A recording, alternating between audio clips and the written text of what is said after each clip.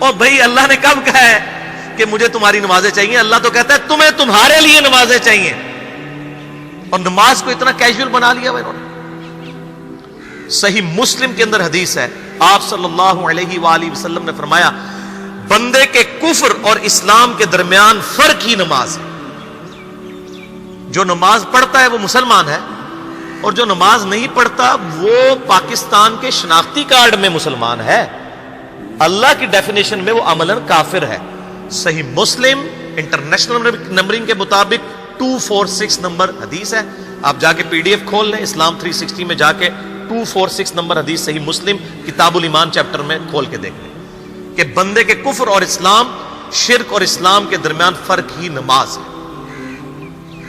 آپ بے شک اپنے آپ کو مسلمان کلیم کرتے رہے، لیکن وہ شناختی کارڈ والا مسلمان ہے، نکاح طلاق والا مسلمان ہے، اس کا جنازہ بھی پڑھ دیا جائے گا، پیدا ہوگا اذان بھی دے دی جائے گی، اللہ کے حضور وہ مسلمان نہیں ہے، وہ بس کلمے کا ہی ہم احترام کرتے ہیں، ادروائز تو عملاً کافر ہے وہ۔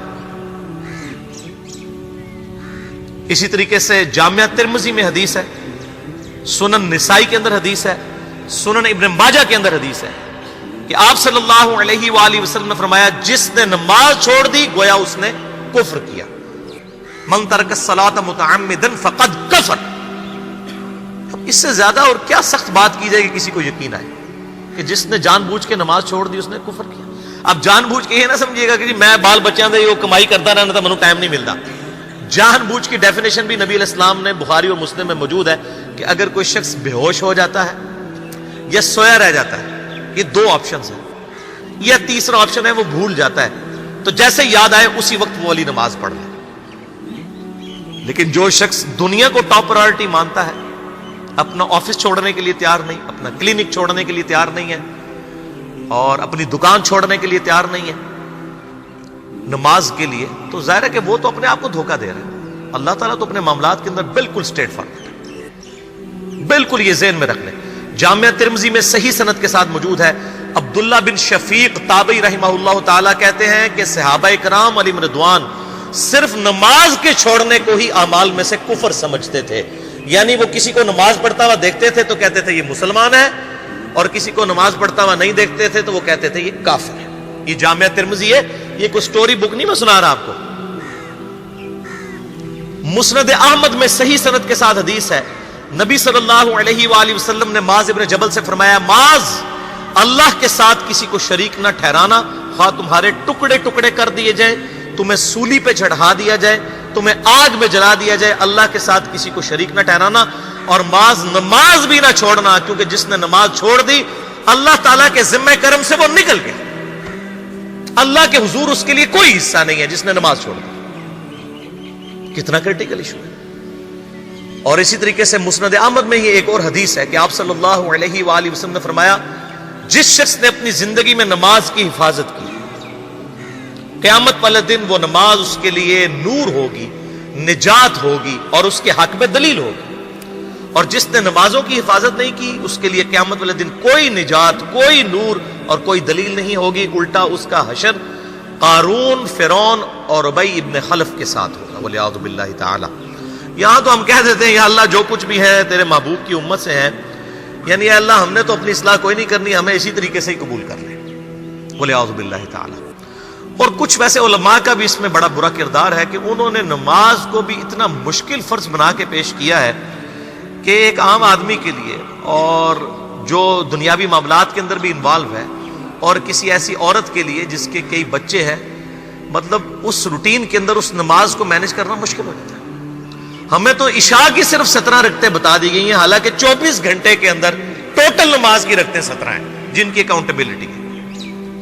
اور میں یہ بڑے یعنی وثوق کے ساتھ ایک ذمہ دار مبلغ کی حیثیت سے یہ بات کر رہا ہوں۔ آپ صحیح بخاری اور صحیح مسلم کھول کے دیکھ لیں، فرض نمازوں کی تعداد جو ہے وہ 5 آئی ہے، اور ان کی رکعتوں کی تعداد بھی بیان ہو گئی ہے۔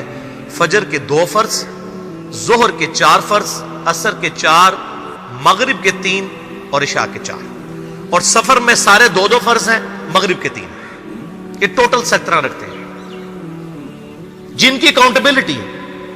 باقی جنہ گڑ پاؤ گے انہ میٹھا، وہ ساری نفلی عبادت ہے، وہ بخاری اور مسلم دونوں میں حدیث ہے، جس نے فرض کے علاوہ 12 رکعتوں میں استقامت کی اور وہ 12 رکعتیں آپ صلی اللہ علیہ وآلہ وسلم نے پڑھ کے بھی بتائیں. اور امہات المومنین میں سے سیدہ عائشہ نے، سیدہ ام سلمہ نے، سیدہ ام حبیبہ رضی اللہ عنہن نے روایت بھی کی کہ 2 فجر سے پہلے، 4 ظہر سے پہلے، 2 ظہر کے بعد، 2 مغرب کے بعد، 2 عشاء کے بعد.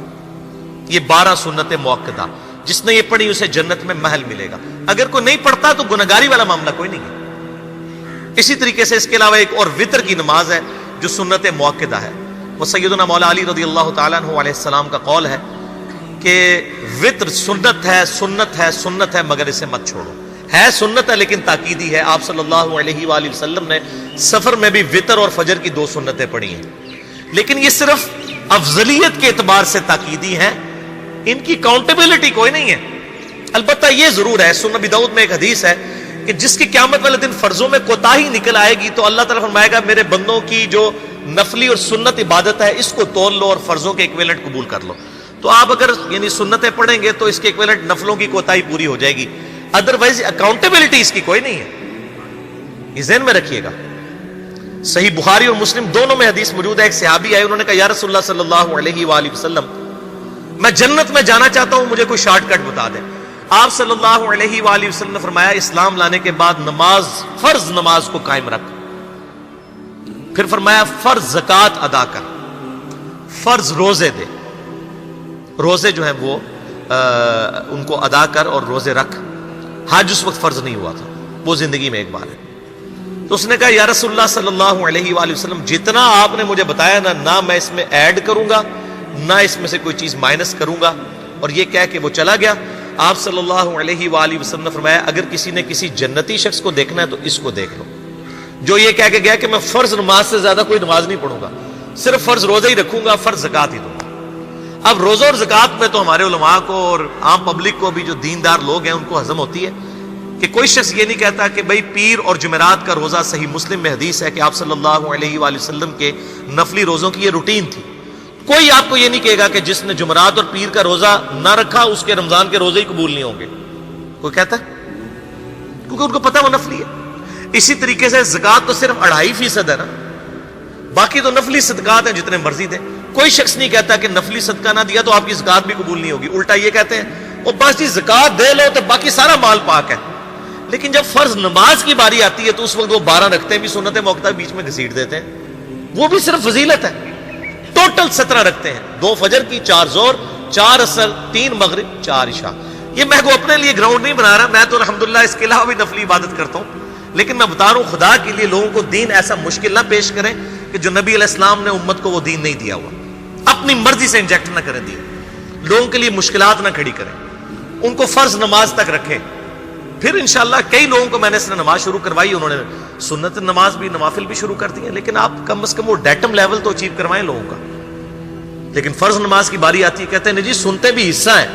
کہاں سے میرے بھائیوں حصہ ہے؟ وہ 17 رکھتے ہیں، سنتیں پڑھیں گے ثواب ہے، نہیں پڑھتے گناہ کوئی نہیں ہے. تو کم از کم فرض تو ادا کریں. اس کے لیے آپ کو ٹوٹل 24 گھنٹے میں میرے خیال ہے 40 منٹ بھی نہیں چاہیے فرض پڑھنے کے.